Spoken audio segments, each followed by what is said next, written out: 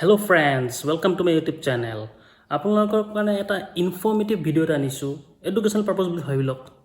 এই কেইদিনমান আগত যে আইফোন 16 ওলাইছে গম পাইছে নহয়, ইমান ক্ৰেজ তাৰ কাৰণে, ইমান দীঘল লাইন। চক ফটোটো মই দেখাই আছোঁ, চক দেখিছেনে? আপোনালোকে ভাবিছে চাগে বা ইমান দীঘল লাইন, ইমান মানুহৰ ওচৰত পইচা নে? নহয়, মেক্সিমাম আইফোন EMIত চলি আছে। 100টাৰ ভিতৰত 70% আইফোন EMI থ্ৰু দি মানুহে লৈ আছে। এনেকৈ লৈ কিবা লাভ হৈছেনে? আপোনাৰ 1 বছৰ পিছত আকৌ আইফোন 17 ওলাব, তাৰ আকৌ 1 বছৰ পিছত আকৌ 18 ওলাব। তেতিয়াহ'লে আপুনি EMI এটা শেষ হ'ল, 1 বছৰলৈকে EMI কৰিলে, 60,000 টকা ফোনটো আপুনি 72,000 12,000 টকা বেছি দিবলগীয়া হ'ল, 1 লাখৰ ফোনটো 1,20,000 দিবলগীয়া হ'ল। আকৌ 1 বছৰ পিছত আকৌ নতুন এটা ফোন ওলাব, আকৌ সেইটো চেল কৰি আকৌ সেইটো কৰা, মানে আপোনাৰ গোটেই জীৱনটো EMIতে সোমাই থাকিব।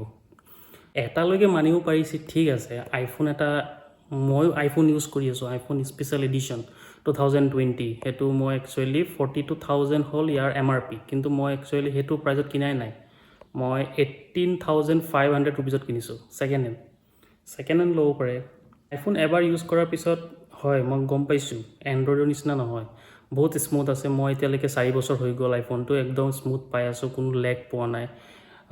অলপ বেটাৰীৰ প্ৰব্লেম আছে, বেটাৰী মোৰ দিনটোত 4-বাৰমান চাৰ্জ কৰিব লাগে, বেটাৰীৰ প্ৰব্লেম থাকিবই। কিন্তু হয়, আইফোনটো ইউজ কৰি ভাল, কিন্তু এইটো কাৰণে যে ইমান মানে লাইন লাগিবলগীয়া হৈছে, দেখিছেনে কিমান লাইন?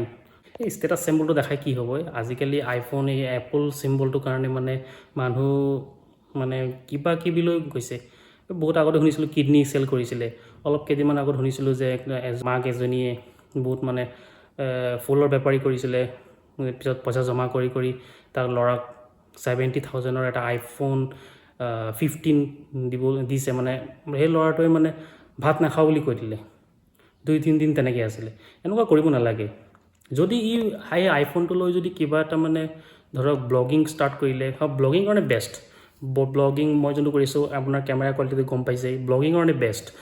সেইটো কাৰণে যদি ইউজ কৰি যদি পইচা ইনকাম কৰিবৰ কাৰণে কৰিছে আপোনালোকে, ন' ডাউট কি ন, কিন্তু এটা শ্ব' অফৰ কাৰণে জাষ্ট এটা কেমেৰাৰ কাৰণে এটা সাধাৰণ এণ্ড্ৰইড মোবাইলেই কিনিব পাৰি। আৰু এটা কথা, আইফোন কোনে কিনিব লাগে? 1 লাখ টকীয়া আইফোন যদি আপুনি কিনিব বিচাৰিছে, আপোনাৰ চেলেৰিও সেই 1 লাখ টকালৈকে হ'ব লাগিব। তাতকৈ যদি তলত আপুনি যদি 50,000 চেলেৰি পায়, তথাপিও আপুনি আইফোন কিনিব নালাগে একচুৱেলি। আৰু আজিকালিতো ইমান EMI অপশ্যন আহি গ'ল, আৰু ষ্টেটাছ চিম্বলটো চবেই আছেই। সেইটো কাৰণে মানুহ মানে মই ভাবোঁ যে ইমান আৰু এটা হ'ব নালাগে। মই নিজে আইফোন ছেকেণ্ড হেণ্ড ইউজ কৰি এক্সপিৰিয়েঞ্চ কৰিব পাৰে, তথাপি এবাৰ এক্সপিৰিয়েঞ্চ হৈ গ'লে আৰু আপোনাৰ এতিয়া চাওক, মই আইফোন এপল ল'ম বুলি মোৰো এটা আছিলে, তো মই এইটো যোনটো চলা এক্সপিৰিয়েঞ্চ পাইছোঁ একেই, চব মোবাইল একেই লাগে। মই আইফোন 16ও চলাইছোঁ, ছেম মোৰ নিচিনা ইণ্টাৰফাৰেঞ্চ। মই 18,000 টকাত কিনি মই এতিয়া এক্সপিৰিয়েঞ্চ পাই গ'লোঁ। মোৰ আৰু এতিয়া আইফোনৰ ইমান দৰকাৰ নাই। পিছত ফিউচাৰত হয়তো কিনিম কেতিয়াবা, কিন্তু মই মোৰ নিজৰ EMIত নিকিনো, মই নিজে কেছ জমা কৰিহে কিনিম। সেইটোৱে। আৰু এইটো আৰু আপোনালোকৰ কথা, মই জাষ্ট ইনফৰ্মেশ্যনৰ কাৰণে কৰিছোঁ। জাষ্ট এটা চিম্বলৰ কাৰণে ইমান মানে পাগলৰ দৰে হ'ব নালাগে। আইফোনটো নহ'লে যেন নচলিব, সেইটো এনেকুৱা কথা নহয়। আৰু ইমান এটাতো ডাঙৰ বস্তুও নহয় এইটো। দিয়ক, সেইটোৱে এটা আছে সৰু মৰু এটা ইনফৰ্মেটিভ ভিডিঅ'। জাষ্ট এইটো যাতে লাক্সাৰী ট্ৰেপত যাতে আপোনালোকে নফচে।